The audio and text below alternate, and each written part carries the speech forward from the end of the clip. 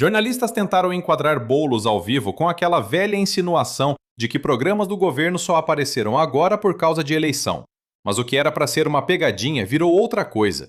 A entrevista teve até bate-boca, com perguntas atravessadas e interrupções, e em vários momentos parecia mais coletiva de imprensa de Bolsonaro do que uma entrevista jornalística. Só que Boulos não deixou passar, rebateu ponto por ponto, virou o jogo e trouxe à tona o cenário que o governo Lula encontrou ao assumir. Um país desmontado e cheio de problemas herdados. Ministro, agora essas demandas que o senhor traz e essas problemáticas que agora são enfrentadas pelo governo do Brasil na rua, são problemáticas bem antigas. O presidente Lula, nesse Lula 3, já começou com essas demandas. Chama muita atenção que essas demandas, que sejam enfrentadas agora pelo programa Governo do Brasil na Rua e que estão sendo enfrentadas agora pelo Agora Tem Especialista, aconteçam justamente, coincidentemente, no ano eleitoral, ministro. Não é muita coincidência? Não é verdade. Enfrentar esses temas só agora. Não é verdade o que você está dizendo. Agora Tem Especialistas começou há 1 ano e meio. Com mais cirurgia? Não, um ano e meio o programa foi criado por medida provisória pelo presidente Lula. Não é verdade. O problema é o seguinte, o Lula pegou uma situação que foi um Estado brasileiro destroçado. Se não tivesse a PEC da transição, em janeiro de 2023 tinha parado 90% das obras nesse país, que não tinha dinheiro nem pro cafezinho. Porque o seu Bolsonaro, esse sim, que além de usar a Polícia Rodoviária Federal para impedir gente aqui no Nordeste de votar, porque era eleitor do Lula, usou a máquina pública de maneira vergonhosa e escancarada, gastou o que não tinha para tentar correr atrás de uma eleição que estava perdida, porque ele matou 700 mil pessoas na pandemia quando não quis dar vacina. Uma eleição que estava perdida porque ele ironizou e ridicularizou o povo que estava sofrendo, dizendo que não era coveiro, que tinha que parar de mimimi. Uma eleição que estava perdida porque ele acabou com uma série de programas sociais e o povo não é besta. E aí ele deixou um passivo, deixou um rombo, um buraco, e o presidente Lula teve que fazer um processo de reconstrução, tanto é que o lema dos primeiros 2 anos do governo do Lula era união e reconstrução. O governo Lula começou a poder fazer algo diferente, por exemplo, o pé de meia, que não surgiu em ano eleitoral, por exemplo, Agora Tem Especialistas, que não surgiu em ano eleitoral, por exemplo, todas as iniciativas do Lula 3 que começaram quando ele conseguiu arrumar a casa primeiro. Se você chega, sua casa tá uma bagunça, você entrou, tá tudo quebrado, destroçado, primeiro você tem que arrumar a casa, depois você faz a novidade. Foi isso que o presidente Lula fez. Os números da economia são extremamente favoráveis ao governo Lula. Todos os números em todas as áreas, exceto no déficit fiscal, mas os números da economia, a questão do desemprego, a questão de uma série de situações da economia são favoráveis ao governo Lula. O diretor do IBGE, o Ministério Público que sai, tá maquiando os números. E aí... Maquiando o número. Aí vamos lá. Então, vamos entrar no negacionismo, daqui a pouco também é contra a vacina, que não acredita em pesquisa, então, não acredita em número. Aí é difícil. Então, vamos lá. Aí é difícil. Mas o motivo não foi esse não, Karine, o motivo foi outro. Foi uma questão administrativa lá do IBGE. Mas a questão os números são favoráveis ao governo Lula. As pautas da direita, pelo menos até agora da extrema-direita, eram fazer comícios para anistiar os condenados do 8 de janeiro, para dar induta a Bolsonaro, os governadores saíam dos seus estados, dos principais estados do Brasil, para isso.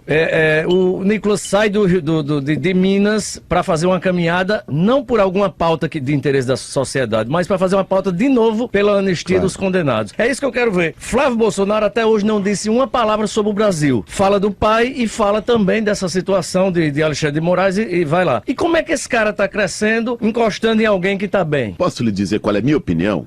Ninguém é dono da verdade, mas vou lhe dizer qual é a minha opinião. Primeiro, precisa ver quando o Nicolas tá viajando por aí, precisa saber se é no jatinho do Vorcar ou não, né? Porque ele parece que foi pego andando no jatinho do Banco Master, rapaz. Que é uma coisa impressionante. Imagina se fosse alguém do Lula, né? Jatinho impeachment, não sei o quê. Mas como é o Nicolas, os bolsonaristas, tá tudo quietinho. Mas Lula se reuniu com o Vorcar, ministro. O presidente da República se reuniu com o Vorcar, com o dono do Bradesco, com o dono do Itaú, com o dono... O presidente da República se reúne com empresários, com banqueiros, com trabalhadores, com todo mundo. Assim como o presidente do Banco Central do Bolsonaro, seu Campos Neto, se reuniu 24 vezes com o Vorcar e foi quem passou pano e mandou engavetar quando recebeu a denúncia de que tinha esquema com o Master. 3 ministros para a reunião convocada. Houve a reunião. E o que o Galípolo fez? Mandou liquidar o Master. Olha que coisa. Enquanto o Campos Neto ficou quietinho e deixou quieto. Vamos falar de envolvimento do Banco Master. Eu quero responder tua pergunta porque ela é importante, mas antes, já que a gente entrou nesse tema, acho que esse é um tema quente. Vamos falar de envolvimento com o Banco Master? Porque parece que uma parte da sociedade está querendo jogar isso no colo do Lula. Ora! Quem andou no jatinho do Vorcar não foi o Lula, foi o seu Nicolas Ferreira, que é bolsonarista. Quem botou 1 bilhão de dinheiro no Banco Master, de dinheiro dos velhinhos do Rio de de Janeiro da Rio Previdência foi o seu Cláudio Castro, que é bolsonarista. Quem indicou o presidente da Rio Previdência, que está envolvido no esquema de jogou dinheiro pela janela, foi o seu Flávio Bolsonaro. E provo, a indicação do presidente da Rio Previdência, bandido, envolvido no escândalo do Master, foi feita pelo seu Flávio Bolsonaro. Pesquisem. E aí, ministro, Quem tentou salvar o Master com BRB para esconder o escândalo foi o seu Ibanez, bolsonarista, que ajudou no 8 de janeiro e foi afastado. Quem o Master financiou campanha foi a do Bolsonaro e do Tarcísio. Então, ó, quem pariu o Matheus que o balance. Ministro, esse escândalo é Bolsomaster. Deixa eu perguntar para o senhor, aqui. então, já que o senhor está falando sobre o Banco Master e o envolvimento dos ministros, como é que o senhor está vendo aí? Do Supremo? Do Supremo Tribunal Federal. Ministro, claro. Nessa pergunta do Banco Master, já que o assunto é Banco Master, e por que somente os petistas e a base do governo Lula tenta blindar a investigação do Banco Master, tenta impedir a criação da CPMI do Banco Master? Eu respondo essa tua questão com prazer. Você acha que sabe quem propôs a CPI? Um cidadão chamado Carlos Jordi. Carlos Jordi é um bolsonarista do Rio de Janeiro que teve operação da PF na porta dele porque fez esquema com cota parlamentar e emenda. Alguém acha que o Carlos Jordi está preocupado com corrupção? Tá tendo investigação do Master pela PF, pelo Ministério Público. Alguém acha que uma comissão criada pelo Carlos Jordi é para investigar ou é para fazer politicagem? Então vamos falar sério. Agora, nesse caso que você mencionou, se tem ministro do Supremo envolvido, que pague. A gente não passa pano para ninguém. Se tem ministro do Supremo envolvido, que responda. Responda pelas suas questões. Se provar que fez coisa errada, que pague. O mesmo vale para todos. Pra Lulinha também, ministro? Claro, isso quem disse para você e para o Brasil foi o presidente da República. Mas o PT quando o presidente da República, quando houve a primeira menção ao Lulinha, que não tem nada a ver com o Master, né? Claro, é do INSS. Quando houve a primeira menção ao Lulinha, ao Fábio, o Lula foi a público e disse: se meu filho tiver envolvido, que seja investigado. Agora, quando no governo anterior, o seu Flávio Bolsonaro, que agora se meteu a ser candidato, quando ele foi citado no esquema de milícia do Rio de Janeiro, de Queiroz, de rachadinha e loja de chocolate, quando estava sendo investigado pela Polícia Federal no assassinato da Marielle Franco, o que o Bolsonaro fez? Isso está gravado e público. Eu não vou esperar fuder minha família toda, de sacanagem, ou amigos meus, porque eu não posso trocar alguém da segurança na ponta da linha que pertence à estrutura nossa. Vai trocar. Se não puder trocar, troca o chefe dele. Pode trocar o chefe dele? Troca o ministro. E ponto final. Não estamos aqui para brincadeira. Bolsonaro falou: ninguém vai perder filho meu. Afastou o diretor da Polícia Federal do Rio de Janeiro, demitiu o ministro da Justiça porque não quis intervir. Essa é a diferença. Um lado investiga, outro lado passa pano. Aí quando um lado passa pano, como o bolsonarismo fez durante os 4 anos sem parar, não aparece escândalo. Aí todo mundo acha: poxa, acabou a corrupção. É lógico, se não tem investigação, não tem corrupção. Você pode ser o cidadão mais sujo, corrupto do mundo. Se ninguém te investiga, você vai andar pela rua como honesto. Mas, ministro, se o presidente... envolvendo o ex-presidente Bolsonaro. Como é? Tem algum processo, alguma coisa? Joias, absolvido coisa nenhuma. Segundo, absolvido coisa nenhuma. Segundo, né, CPI da Covid, vacina da Covaxin. Terceiro, mentira, gente, não minta assim numa rede. Não minta, não está arquivado, não minta. Não minta pro público, isso não é verdade. Terceiro, mas podemos continuar. Não parou por aí não. O esquema do INSS começou com quem? Seu Onyx Lorenzoni, ministro da Previdência do Bolsonaro. Esquema do Master estava acontecendo no governo Bolsonaro. O Campos Neto, indicado por ele, presidente do Banco Central, botou dentro da gaveta. Então não venham aqui querer dizer que Bolsonaro é limpinho, não. A família mais suja e miliciana do Brasil. Sabe aquele tipo de entrevista em que parece que o entrevistador já chega com a pergunta pronta para tentar enquadrar o convidado? Pois é exatamente isso que acontece aqui. A tentativa é bem clara: insinuar que programas do governo surgiram só agora por causa de eleição. Mas o tiro sai pela culatra.